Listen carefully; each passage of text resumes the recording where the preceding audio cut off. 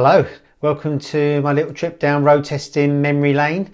Another Q&A video for you today. Before I go on, thanks very much for all your questions and comments, and welcome to all the new subscribers. Thanks very much for watching, it's much appreciated. I've been on my travels. Last time I did a Q&A video, it was from San Francisco.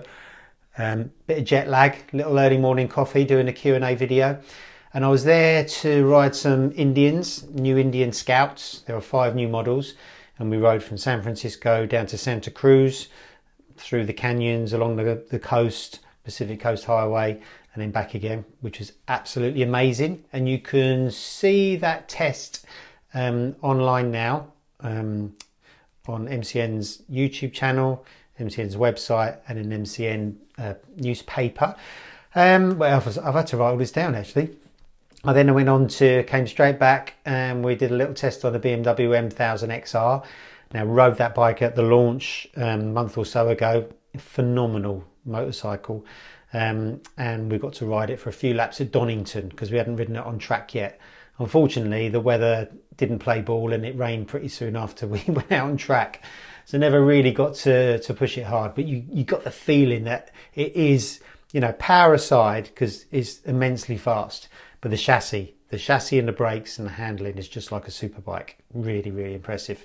And that test is out at the moment in MCN as well. It's a big deep dive. So we've really gone to town on the ins and outs and what makes that bike tick. Dynos, performance testing, how much they cost to service, how much parts are, pillion stuff, loads and loads of stuff in MCN there. So have a look at that test. I got my Shoei that I'm using at the moment for my road riding. It's a Shoei Tech Air 3. Shoei do a personal fitting service, and they're rolling that out at a lot of the Shoei dealers.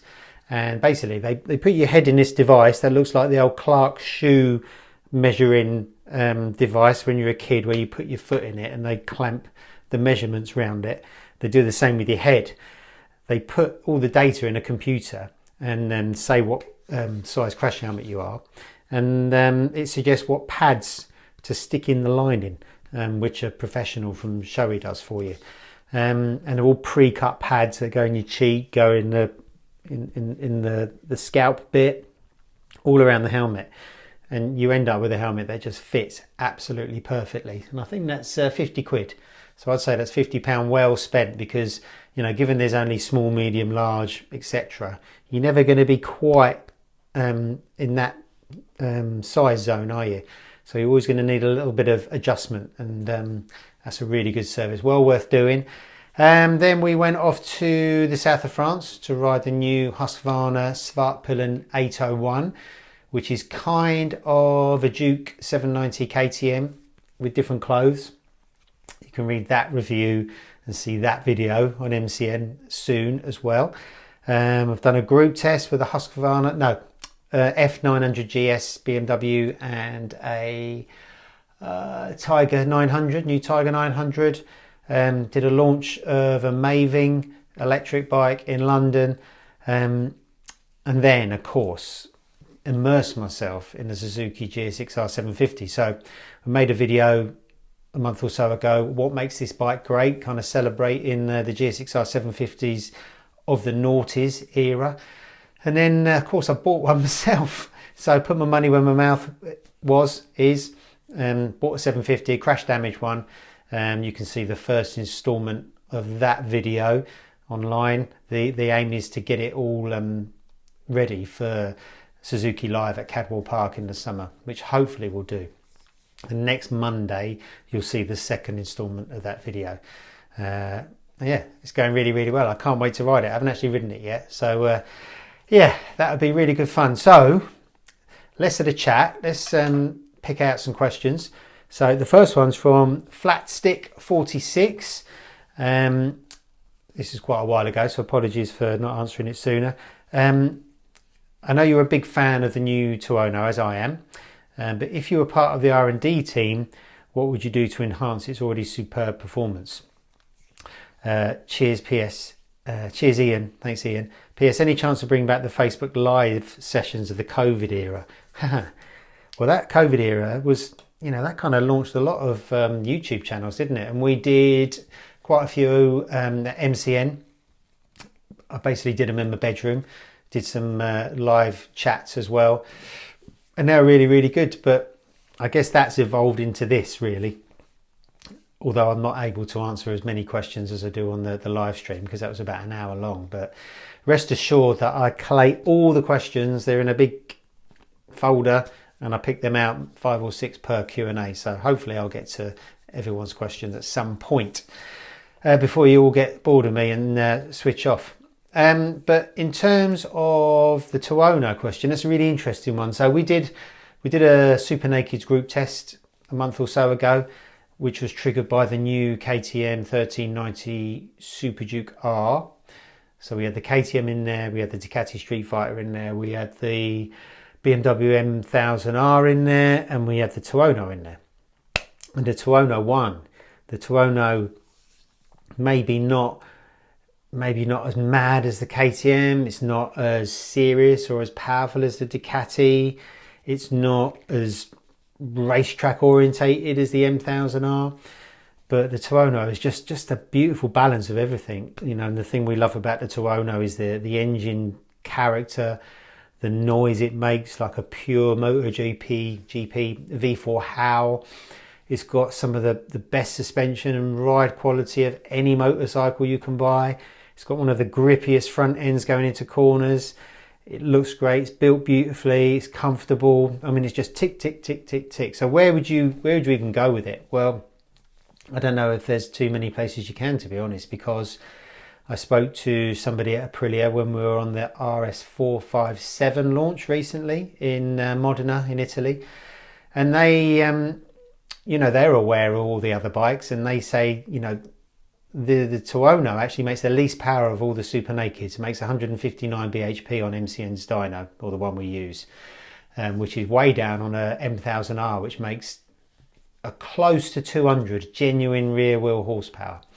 But it just goes to show that 200 horsepower is completely pointless on the road, and it doesn't mean a bike's going to be better for it. So, Aprilia can make a very powerful bike, as they proved with the RSV4 and, MotoGP bikes or whatever. They know how to make a bike fast. And they basically said, they've had lots of meetings about, making the Tuono more powerful, and it doesn't make it a better bike. So I don't know where they're going to go with it. I mean, if it was me, I would, modernise the looks a little bit. The dash looks quite old-fashioned, quite Fisher-Price really, compared to a lot of new dashes now. The switchgear is a bit ugly and a bit clunky. So, I don't think I'd change anything dynamically on the bike, just kind of the frilly bits around the edge. I would love one in my dream garage, and maybe one day when I finish the 750, I could do a project on the Tuono, but yeah, great bike. But yeah, I don't think there's a lot you can do to improve the performance right now. But great question. Thank you very much. The next is from, bear with me, caller. Okay, so this is from Piero Alfonso 77. Piero says, hi Neezy, if you're in charge of running a Trackday organisation and decided to split the riders into 3 groups based on bike performance rather than rider experience, how would you divide the groups? I'd love to hear your thoughts on the issues of closing speed, novices being possibly unpredictable or easily startled by outside passes, etc. Thank you for sharing your road testing memories and answering so many questions. Well, no problem. Thank you very much for your question. I mean, that's a really interesting one, track day groups. So I guess sort of, at the beginning of track days, most people went on track on similar-ish bikes. So, they would generally take sports bikes. I mean, there's obviously exceptions, but I would say generally track days are full of sports bikes. 600s, 750s and 1000s really. And the performance of all of those bikes are more or less the same, within reason, around the track. Once they're being ridden at their absolute limit, then you do get differences in performance of those kind of bikes. I mean, I remember the scariest things I used to do when I was racing is when during Friday practices in like Thundersport and Powerbike meetings, they'd mix the 600s up with the 1000s. And it was scary because you'd be doing similar lap times, but in a completely different way. So the 1000s would be hammering down the straights. We'd get to a corner and you have to ride a 1000s more slowly round the corner so you can get it turned and fire down the next straight. And they're not as easy to turn as a smaller bike. So they've got fatter tyres, bigger engines, more inertia. And then suddenly you'd have a 600 buzzing around you, getting frustrated with you. You get tangled up with the 600, then you'd shoot off down the next straight. He'd be on top of you again. Or if the 600 was in front, you'd be catching him on the straight. He'd be pulling the way down the corners. It's all a big mess. And you'd be getting frustrated with each other. And then that's when the danger happens, when you start making big moves on people to try and get clear of people. But that's in a racing scenario when everyone, is on a similar level of riding, and that's where bike differences matter more. But at track day level, nowadays you're getting more and more variety of bikes. So you're getting a lot of middleweight sports bikes, parallel twins, triples with street triples and stuff like that. Bikes that have only got maybe 100, 120 horsepower or less. But you've only generally got 3 groups to choose from. You've got novice, intermediate or advanced, which is kind of based on your ability. So if you were a very good rider with an R7, for example, that's got 70 odd horsepower, you don't want to go in a novice group. Intermediate group, you would be out of sync with everybody. So advanced group or fast group is the one to go in. But then suddenly you're faced with a situation where you're mixing it with bigger bikes that really are hammering down on you down the straights. And so it's dangerous from a closing speed point of view. That's where a lot of accidents happen on track. It's collisions with other riders. It's not necessarily you having a high side or low siding or running out of track or whatever. They're relatively minor accidents. The real big ones and the nasty ones and the unfortunate ones come from collisions. Even in racing, the most dangerous time or part of a race is the start of the race, where everyone's together. As soon as you're out on your own on the track, it's relatively safe, within reason, obviously. So at the moment, say if you got your R7, you're riding it in the fast group, you're going to be wincing all the time down the straights. And then you're going to be going through corners faster than 1000. So that they're going to be holding you up. So you're not really going to get a nice experience, really. You're going to be lapping slower than you could because you're getting held up by the big bikes and you're getting scared down the straights because they're bearing down on you. For the bigger bikes, for them it's frustrating because you're going to be buzzing around them in the corners and getting frustrated and trying to overtake them around the outside. So I think we might be getting to a point where track days may have to be divided into bike power or bike size rather than ability. Obviously that's got its own problems, but if you've got a whole session full of, let's say, R7s, so all R7s do the same thing at the same time. They go down the straight at similar speed. They go down around the corners at a similar speed compared to if you mix the bikes. And it's only the riding ability that's different. And I think that it would be a lot easier to overtake. You wouldn't get tangled up with people if that was the case. If you were a faster rider coming up on a slower R7, you'd get a better run out of the corner. You'd overtake them down the straight, outbrake them into a corner, and off you go. You couldn't necessarily do that on 2 different types of bikes. You get tangled up with each other because big and small bikes do their lap time in very different ways. I think that would be a really good way to go, but of course that's not ideal, is it? Because if you're an inexperienced rider, you don't want to go on track with faster riders necessarily because they can spook you, and then some people aren't as polite on track as they should be. So you're going to get in a situation where people aren't going to feel comfortable going out on track. So I think for the less experienced riders, that's a problem.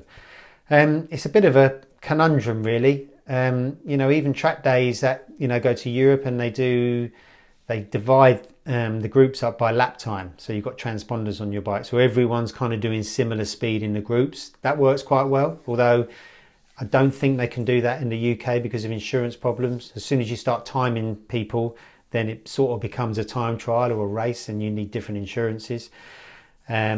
So that doesn't really work in the UK. So that's a good system in Europe. Everyone's kind of doing the same thing at the same time, although you've still got the R7 versus R1 kind of scenario.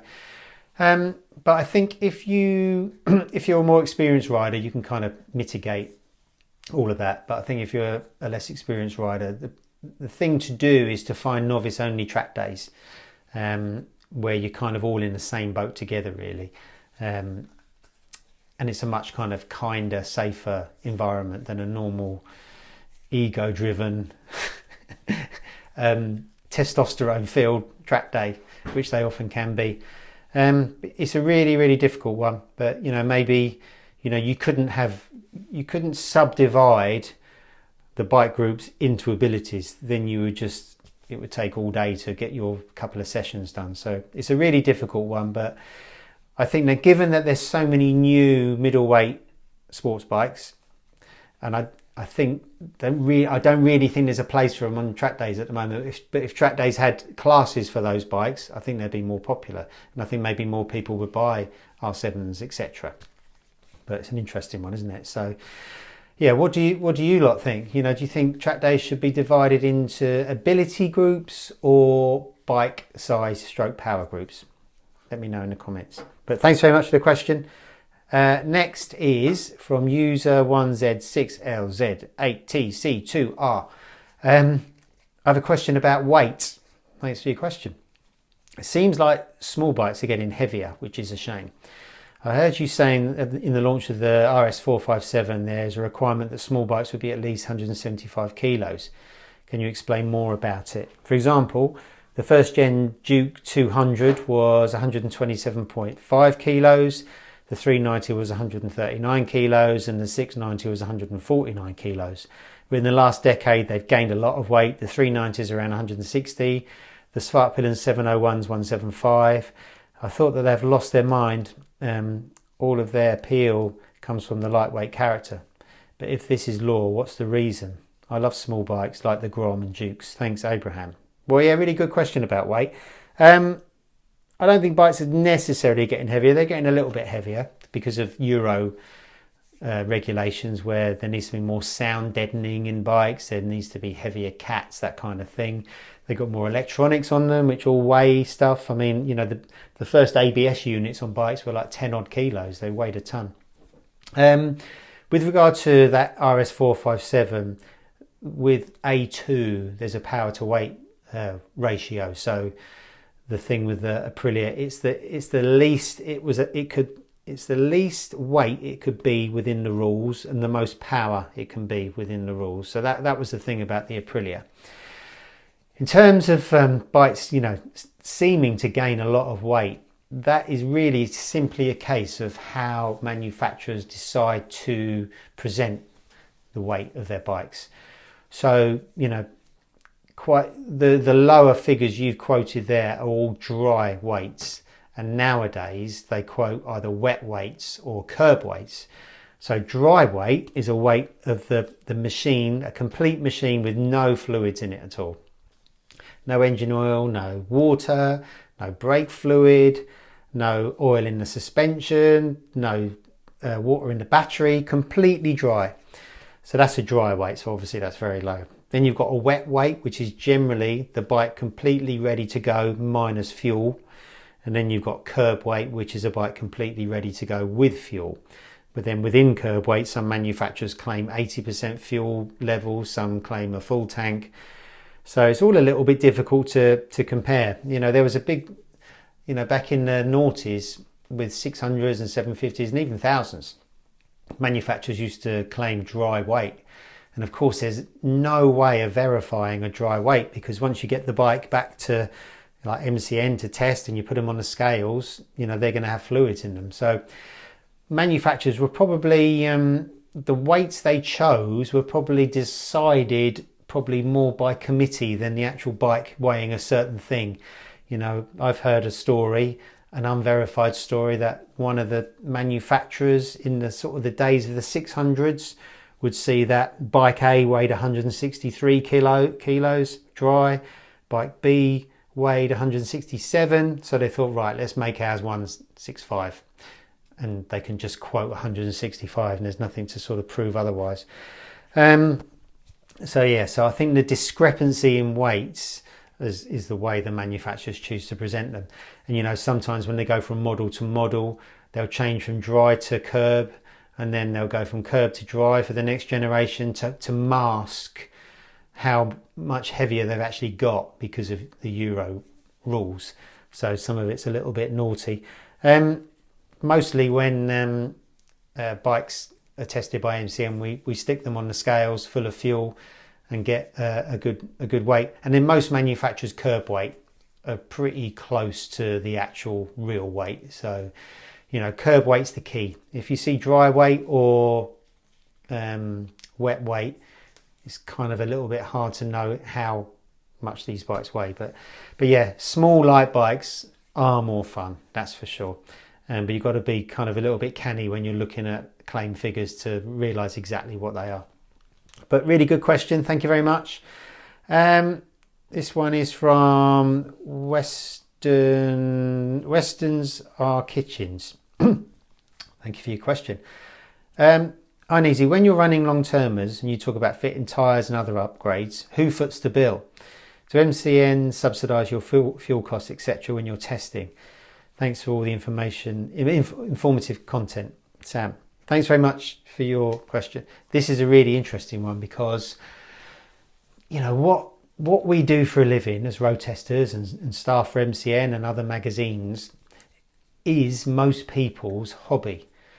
So, and that's why we do it. And that's why we're lucky enough to have this amazing job where we can wake up in the morning and think, right, today I'm going to go and ride a bike and I'm going to get paid for it. And it's amazing. But it's a job.